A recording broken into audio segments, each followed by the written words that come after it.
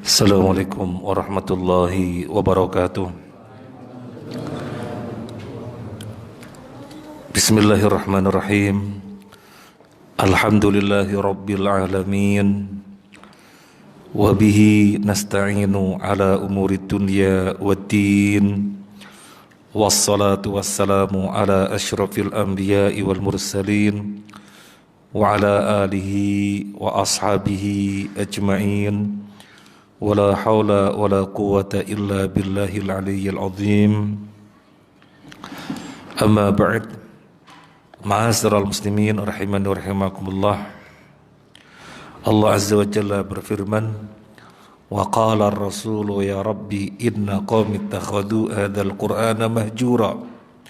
Dan Rasul sallallahu alaihi wasallam mengatakan, ya Allah ya Tuhanku, sesungguhnya kaumku mereka menjadikan Al-Quran sesuatu yang ditinggalkan. Ini risau Nabi yang diabadikan di dalam Al-Quran, bahwasanya umatnya nanti mereka akan meninggalkan Al-Quran. Semoga kita tidak termasuk umat beliau yang dirisaukan, karena kita merapat kepada Al-Quran, berkawan dengan Al-Quran, menjunjung tinggi Al-Quran, tidak meninggalkannya. Siapa yang meninggalkan Al-Quran? Yang pertama, orang Islam belum bisa baca Al-Quran tapi tidak mau belajar, akhirnya tetap tidak bisa baca, maka dia kategorinya meninggalkan Al-Quran. Yang kedua, bisa baca, sudah bisa, tapi tidak mau baca. Setiap hari yang dibaca bacaan-bacaan yang lain, meskipun mubah, koran dan yang lainnya, tapi ketika akhirnya meninggalkan Al-Quran, tidak membaca Al-Quran, kategorinya meninggalkan. Yang ketiga, orang sudah bisa baca, sudah membaca, baca, tetapi tidak mau mengamalkannya. Dan bagaimana bisa mengamalkannya ketika dia tidak paham? Untuk bisa paham harus mengkaji tafsirnya. Dan kita sekarang ini pada posisi mengkaji tafsir, biar kita paham maknanya sehingga kita mengamalkannya. Maka ini upaya untuk tidak termasuk orang yang dirisaukan oleh Nabi Sallallahu Alaihi Wasallam. Yang keempat, orang Islam bisa baca, bisa membaca, mengamalkan, tapi dia tidak mau mendakwahi, tidak mau berdakwah, maka termasuk meninggalkan Al-Quran juga. Dan semakin merapat kepada Al-Quran sehingga dia menjadi hafiz, penghafal Al-Quran, dia menjadi keluarga Allah dan kekhususannya. Ahlul Qur'ani ahlullah wa khassatuh, atau kama qala Nabi sallallahu alaihi wasallam. Penghafal Al-Quran adalah keluarga Allah dan kekhususannya. Jadi ini fadilah yang sangat tinggi bagi para hafiz, fadilah yang sangat tinggi. Mungkin kita bapak-bapak sudah terlewat karena tidak mendapatkan pengkondisian atau pensuasanaan ke arah ini, ya bagaimana lagi. Dan akal kita untuk menghafal juga sudah gak encer. Jadi gimana? Kita rekrut anak-anak kita, jangan sampai seperti kita. Jadi jangan sampai mengulangi suatu kesalahan yang sama. Maka kita pun alhamdulillah bersemangat dan saling berta'awun agar anak-anak kita, generasi kita banyak yang hafal Al-Quran. Syukur-syukur satu keluarga, anak pertama sampai anak terakhir semuanya hafal Al-Quran. Karena fadilah yang sangat tinggi. Dan derajat di surga diantaranya ditentukan seberapa banyak hafalan Al-Qur'annya. Kata Nabi sallallahu alaihi wasallam, orang yang menghafal Al-Quran nanti akan dikatakan naik, terus naik. Sampai kapan? Sampai batas hafalan Al-Quranmu. Jadi Masya Allah luar biasa yang kemudian ada orang memandang hafiz dengan pandangan yang tidak bagus, apalagi disematkan dengan penyematan yang sangat buruk sebagai tanda-tanda orang keras, radikal dan yang lainnya. Wal'iyadzubillah. Allahul musta'an. Ma'asyiral muslimin rahimani wa rahimakumullah. Kajian kita surat Al-A'raf yang lalu ayat 101. Sekarang kita melanjutkan ayat 102. Kita bacakan ayatnya terlebih dahulu, nanti dibantu dibacakan terjemahannya. A'udzu billahi minasyaitonir rajim.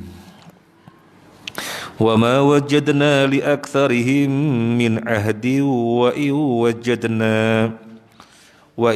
wajadna aktsarahum lafasiqin. Dan kami tidak mendapati kebanyakan mereka memenuhi janji. Sebaliknya yang kami dapati kebanyakan mereka adalah orang-orang yang benar-benar fasik.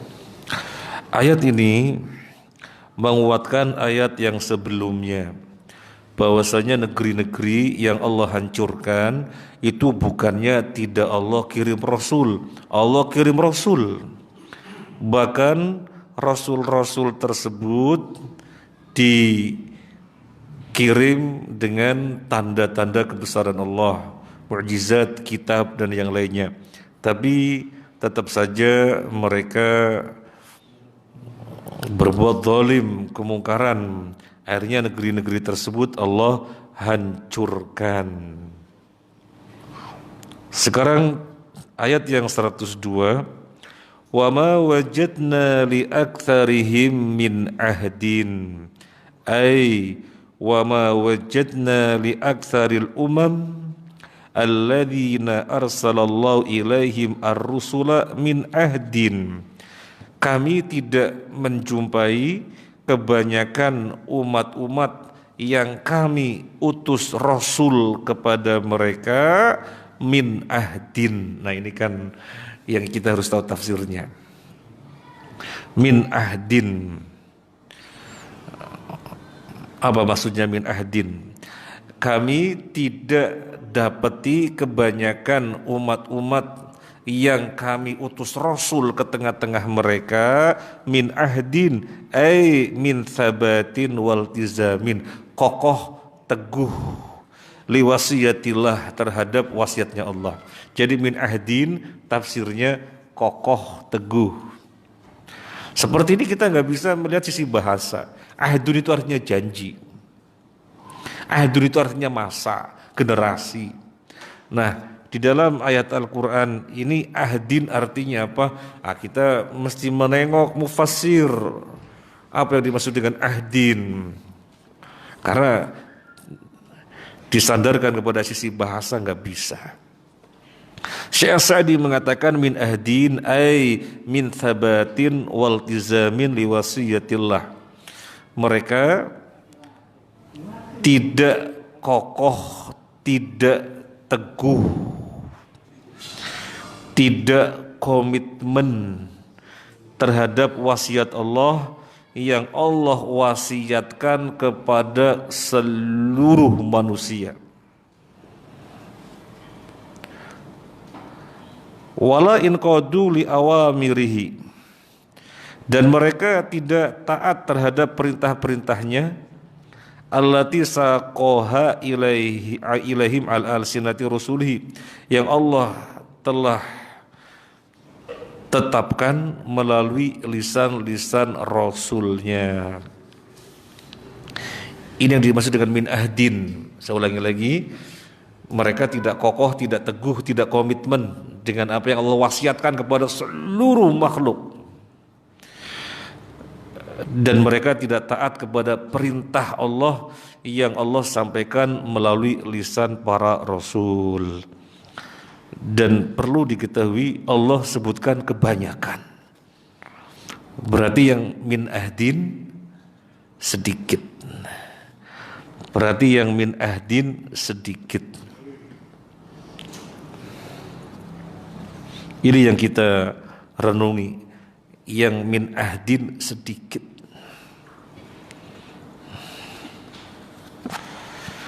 Wa wajadna aktsarahum lafasiqin ay kharijina an taatillah. Justru yang kami dapati, justru yang kami jumpai, kebanyakan mereka fasik. Fasik itu maksudnya apa? Kharijina an taatillah, keluar dari ketaatan kepada Allah. Muttabi'ina li ahwaihim bighairi hudam minallah, mengikuti hawa nafsunya, tidak mengikuti petunjuk dari Allah. Jadi justru yang Allah jumpai, kaum-kaum yang Rasul diutus ke tengah mereka adalah fasik. Fasik itu hanya keluar dari ketaatan. Boleh enggak fasik itu ditempelkan kepada muslim, muslim fasik? Orang kafir juga dikatakan fasik, iya. Muslim dikatakan fasik, orang kafir juga dikatakan fasik. Kalau kita baca ayat-ayat Al-Quran, fasik ada kalanya adalah untuk orang muslim, ada kalanya adalah untuk orang kafir. Orang kafir fasiknya keluar dari ketaatannya sampai pada batasan keluar dari Islam. Tapi orang Islam berbuat fasiknya bentuk-bentuk perbuatan yang tidak sampai mengeluarkan dari Islam. Ada 3 sebutan untuk orang yang tidak berhukum dengan hukum Allah. Wa man lam yahkum bima anzalallah faulaika humul kafirun. Wa man lam yahkum bima anzalallah faulaika humuz zalimun. Wa man lam yahkum bima anzalallah faulaika humul fasiqun. Orang yang tidak berhukum kepada hukum Allah maka kafir, tingkatan paling tinggi. Tingkatan di bawahnya zalim, tingkatan di bawahnya lagi fasik. Nah, pengertian fasik di sini bukan kafir, muslim tapi fasik. Tetapi kefasikannya tersebut tidak mengeluarkannya dari Islam. Nah, yang dimaksud di dalam ayat ini, wa wajadna aktsarahum la fasikin, kami dapati kebanyakan mereka adalah fasik. Fasiknya sampai mengeluarkan mereka dari Islam sehingga negerinya dihancurkan, dibinasakan. Berarti fasik di sini sebutan untuk orang kafir.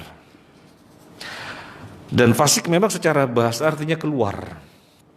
Keluar yang dimaksud secara syar'i keluar dari ketaatan.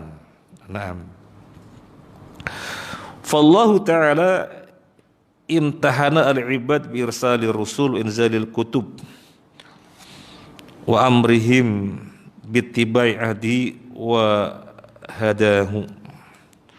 Allah Azza wa Jalla menguji manusia. Berupa apa ujiannya?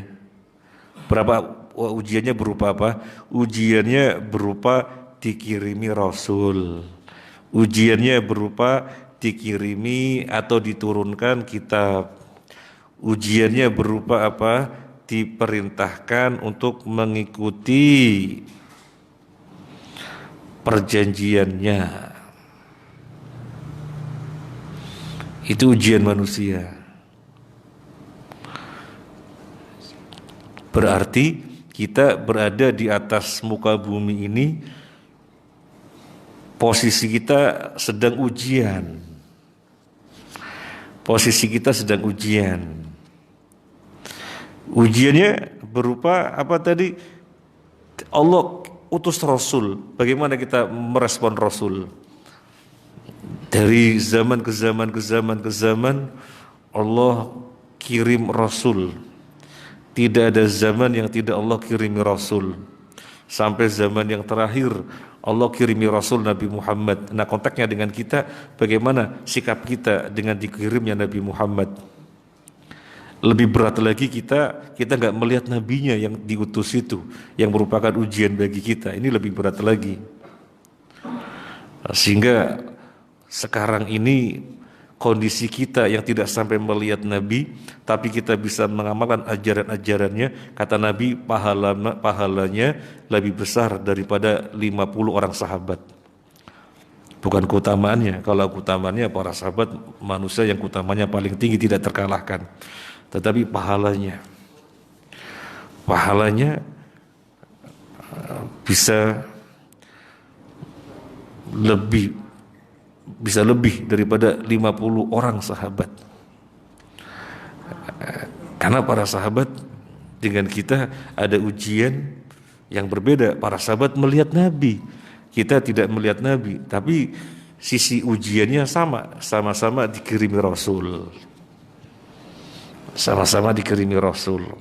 Kemudian binsalil kutub, diturunkan kitab. Nah, bagaimana respon kita kepada kitab? Dalam hal ini kita Al-Quran. Pantas gak mengatakan penghafal Al-Quran radikalis?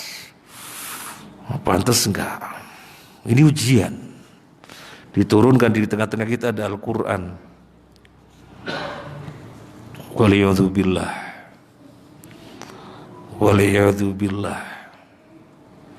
Ujian. Para sahabat bagaimana dengan ujian Al-Quran? 7 hari hatam. Itu para sahabat. Kita dengan ujian di turun Al-Quran berapa hatam? Lama, berapa setahun sekali, tapi kita banyak tadabbur, bagus. Karena di antara sahabat juga, di antara para sahabat juga tidak hatam-hatam karena banyak tadabbur. Nah, tetapi baca enggak, tadabbur enggak, nah ini repot. Berarti lulus apa enggak? Wallah alam. Yang jelas kita harus menyadari diturunkannya Al-Quran ini ujian. Kemudian ujiannya apa lagi? Wa amrihim bittiba'i ahdihi wa hadahu. Diperintahkan untuk mengikuti janjinya. Kita sudah diambil janji. Kapan? Nggak ingat kita. Tapi Allah memberitahukan bahwasanya setiap kita diambil janji. Makanya ketika kita lahir dinyatakan semuanya muslim. Kullu mauludin yuladu 'alal fitrah. Setiap anak yang lahir dalam keadaan fitrah, dalam keadaan mentauhidkan Allah, dalam keadaan sebagai muslim. Karena ketika berada di dalam tulang sulbi orang tua kita, Allah mengambil sumpah kita, alastu birabbikum. Allah bertanya kepada kita, bukankah aku Tuhanmu? Dan setiap kita menjawab, qalu bala syahidna, iya kami bersaksi kaulah Tuhan kami.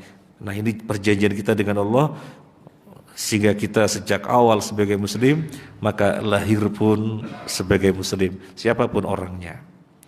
Coba nanti gedenya fa abawahu yuhawidani ayunassiranihi. Bapak ibunya, orang tuanya menjadikannya Yahudi atau Nasrani, ayumajisani atau menjadikannya Yahudi Majusi. Itu nanti gedenya. Kalau dibiarkan enggak kena pengaruh Yahudi, enggak pengaruh Nasrani, enggak kena pengaruh Majusi ataupun pengaruh apanya, anak tumbuh sebagai muslim.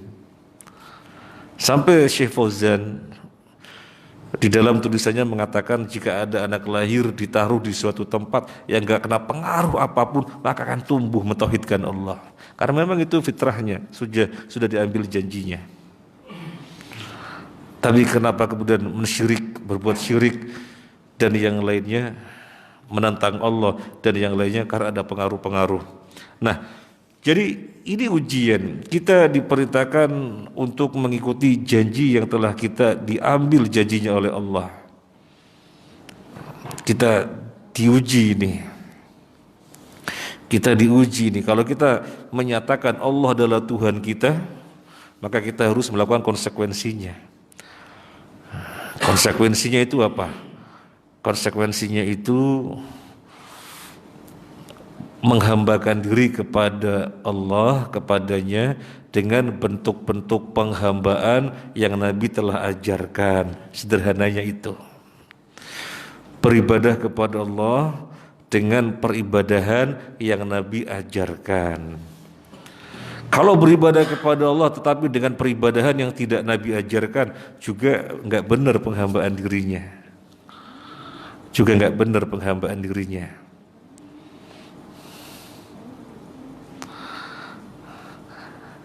Orang berbuat bakti kepada orang tua. Gimana dikatakan berbuat bakti? Berbuat dengan perkara-perkara yang memang mendatangkan kemaslahatan bagi orang tuanya. Itu namanya berbakti. Oh enggak, saya pengen lebih dari itu. Kenapa?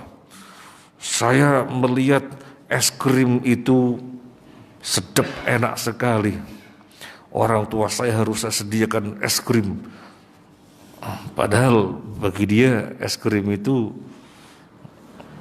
alergi. Ya nggak pas, nggak berbakti. Nah demikian pula dalam kita menghambakan diri kepada Allah, beribadah dengan peribadahan yang Nabi ajarkan. Di luar yang Nabi ajarkan, meskipun kita merasa wah ini sedap, enak, hebat, bagus, ya akan pernah Allah terima.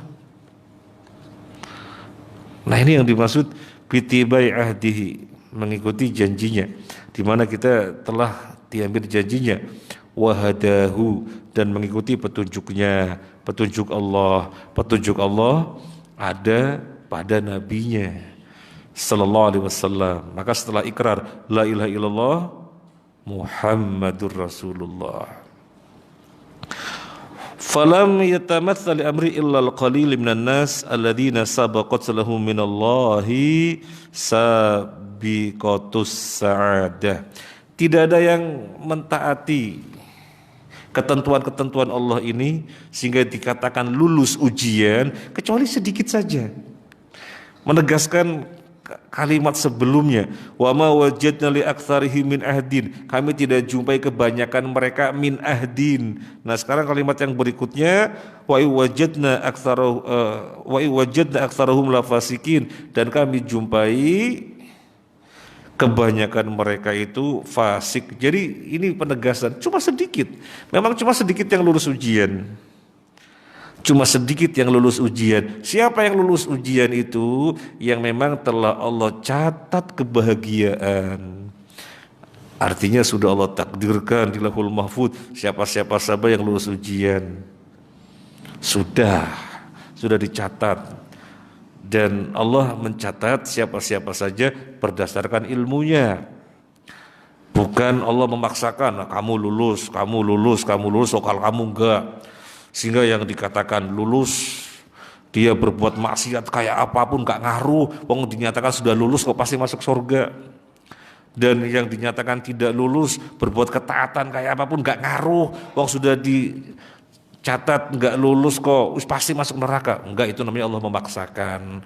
Allah mencatat berdasarkan ilmunya, bukan memaksakan. Siapa di antara kita yang lulus, Allah sudah tahu. Sebelum kita ada, Allah sudah tahu siapa yang sudah lulus, itu yang Allah catat. Kira-kira kita lulus apa enggak ya? Yang kita enggak tahu. Wong kita belum sampai ending, belum sampai garis finish. Yang jelas kita mesti terus mengupayakan sampai garis finish kita itu lulus, bertahan dengan setiap ujian-ujian kita lalui dengan baik. Dan setiap waktu kita melalui ujian-ujian ini, setiap detik kita melalui ujian-ujian ini, terkait dengan dikirimnya Rasul, setiap detik itu kita berhadapan. Terkait dengan dikirimnya kitab, diturunnya kitab, setiap detik itu kita berhadapan. Terkait dengan mengikuti janji dan mengikuti petunjuk, setiap saat, setiap detik kita menghadapi sampai finish, sampai meninggal dunia. Yang berikutnya, wa amma aktsarul khalqi fa'radu 'anil huda wastakbaru amma ja'at bihi rusul fahalallahu bihi min 'uqubatihi al-mutanawwi'ati ma ahalla. Adapun kebanyakan makhluk, ini yang kebanyakan bagaimana? Yang kebanyakan itu fa'aradu 'anil huda, berpaling dari petunjuk, alias tidak mengikuti petunjuk, yang enggak lulus. Wastakbaru amma ja'at bihi rusul, mereka menyombongkan diri dari apa yang dibawa oleh Rasul, yang enggak lulus. Menyombongkan diri dari apa yang dibawa oleh Rasul. Apa sih pengertian sombong? Sombong itu Nabi menjelaskan ghamtun nas wa batarul haq.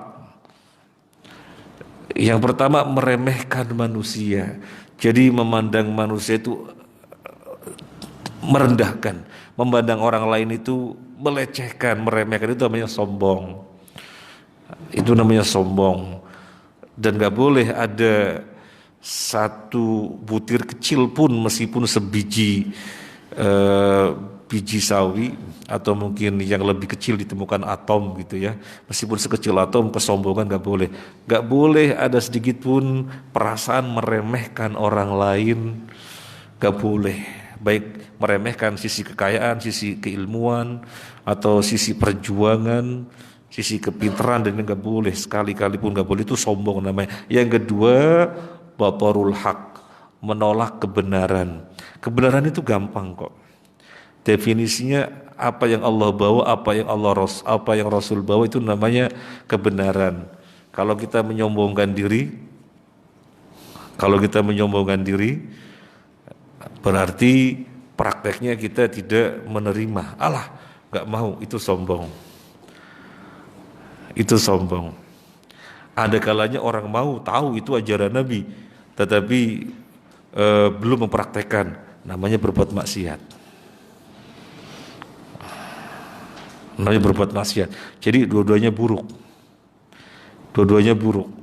Kalau misalnya kok kayak gitu sih, padahal nyata-nyata itu ajaran Rasul, kok kayak gitu sih, kuno, kok kayak gitu sih, gak relevan dah dengan zaman, kok kayak gitu sih, kok kayak aneh ya, sehingga kemudian mental, itu namanya sombong. Jika tidak demikian, menerima tapi tidak mengamalkan, namanya berbuat maksiat. Nah, ini ujian, kita sadari ini ujian ya. Kita sadari ini adalah ujian, dan kebanyakan mereka tidak lulus. Fahalallahu bihi min uqubati al-mutanawwi'ah ma'ahalla. Maka Allah pun timpakan kepada mereka hukuman-hukuman yang bermacam-macam. Hukuman-hukumannya lain-lain, macam-macam. Ada hukuman sebagaimana disebutkan di dalam ayat sebelumnya, negeri-negeri yang dihancurkan oleh Allah, negeri-negeri yang dibinasakan oleh Allah. Ada hukuman-hukuman yang negerinya tidak dihancurkan, tapi mendapatkan azab-azab yang luar biasa yang menyakitkan. Fir'aun gak sampai dihancurkan negerinya, tapi azab demi azab datang silih berganti. Dikirim kodok, di mana-mana kodok menyakitkan sekali. Nabi Musa berdoa dihilangkan. Kemudian dikirim darah, di mana-mana darah menyakitkan sekali. Nabi Musa berdoa dihilangkan. Kemudian dikirim kutu, di mana-mana kutu. Kemudian datang kepada Nabi Musa berjanji kalau berdoa kepada Tuhannya dan menghilangkan akan beriman. Nabi Musa berdoa, kemudian tetap aja gak beriman, sampai akhirnya ditenggelamkan di dalam laut. Gak sampai dibinasakan negerinya, tapi keberadaannya dihinakan oleh Allah Azza wa Jalla. Dan ujian dan hukuman juga ada yang berupa orang tidak menyadari kalau itu adalah hukuman. Ini yang paling bahaya. Yang ayat sebelumnya disebut dengan apa? Makar atau ayo kuis. Jadi enggak orang-orang enggak menyadari kalau itu adalah hukuman. Karena hukumannya berupa makar atau istidraj. Makar atau istidraj. Wah, itu membahayakan sekali, padahal berbuat pertentangan dengan Allah, dan Allah biarkan biar semakin jauh, semakin dalam pertentangannya dengan Allah, ya semakin bahaya, nggak bisa kembali kepada kebenaran, ya sudah hancur sehancur-hancurnya. Nah, kita kan khawatirnya itu. Kalau misalnya Allah uji berupa makar. Allah uji berupa makar. Makanya disebutkan ayat yang sebelumnya, tidak ada yang takut kepada makar Allah kecuali orang yang rugi.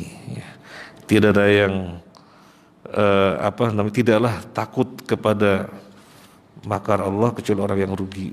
Jadi orang yang tidak rugi adalah yang takut kepada makar Allah. Ayat berapa? 99 sebelumnya itu. Afa aminu makrallah fala ya'manu makrallahi ilal qaumul khasirun. Apakah mereka merasa aman dari makar Allah? Maka tidak ada yang merasa aman dari makar Allah kecuali kaum yang rugi. Maka jangan pernah merasa aman dari makar Allah. Ketika kita berbuat sesuatu yang kita sadar ini bentuk ujian tidak lulus, tapi kok aman-aman saja, tenang-tenang saja, ya Allah jangan-jangan ini makar, ya Allah jangan-jangan ini istidraj, segera disadari. Dan nanti insya Allah ketemu ayatnya. Orang yang berbuat sesuatu perbuatan yang dia tahu bahwa ini adalah bentuk tidak lulus, tapi dia segera menyadari, itu namanya orang muttaqin. Ada pada ayat sekitar 200 ya. Sekitar 202 mungkin. Nanti insya Allah sampai 201 ya, 201. Innal ladzina taqaw idza massahum ta'ifun minasyaitani tadzakkaru fa idahum mubsirun. Sesungguhnya orang-orang yang bertakwa ketika mereka disentuh oleh kelompok setan, kena godaan setan, tadzakkaru, segera ingat, fa idahum mubsirun, sehingga mereka pun sadar, menyadari, jadi tahu. Syekh Sa'di menjelaskan begini, orang dengan orang itu berbeda-beda. Orang yang satu dan orang yang lain itu berbeda-beda. Orang yang satu menyadari jalan yang empuk bagi setan, di mana dirinya lemah, itu jalan yang mana?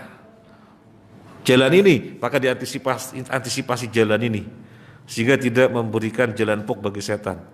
Orang yang lain beda lagi. Kalau orang lain jalan ini, jalan A, katakan bagi setan tidak empuk karena dia selalu kuat di situ. Tetapi dia jalan B dia itu lemah sehingga bagi setan itu jalan yang mulus, jalan tol. Maka dia sadari sehingga diantisipasi di situ, sehingga tidak sampai membuat jalan mulus bagi setan. Ini orang bertakwa. Lain-lain. Kalau ada orang dia tidak akan lulus ujian kalau sendirian megang HP, dia sadar ini jalan empuk bagi setan, maka jangan sekali-kali kondisi sendirian megang HP. Megang HP-nya ketika rame-rame banyak teman.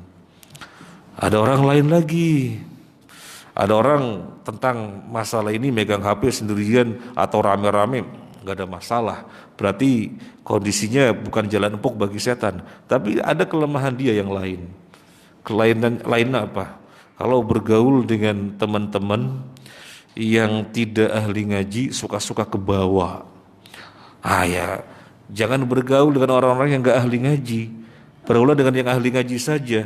Sama yang tidak ahli ngaji, sekedar say hello karena memang harus bermuamalah dengan baik. Ada orang lain lagi, jadi lain-lain gitu. Itu namanya muttaqin. Nah, jadi biar lulus ujian itu seperti itu. Karena kita setiap saat berhadapan dengan ujiannya berupa diturunkannya Rasul, diturunkannya kitab, dan ngikuti perjanjian yang kita sudah diambil janjinya, kemudian ngikuti petunjuk Allah yang setiap detik. Kita sadari sekali lagi, yang lulus hanya sedikit. Sebagian besar tidak lulus. Kalau ada orang dengan akalnya begini, jadi semacam ini insya Allah tidak akan terjadi pada pemikiran kita, tapi terjadi pada orang yang memang celeneh. Lah kalau yang lulus ujian cuma sedikit, berarti kebanyakan di neraka.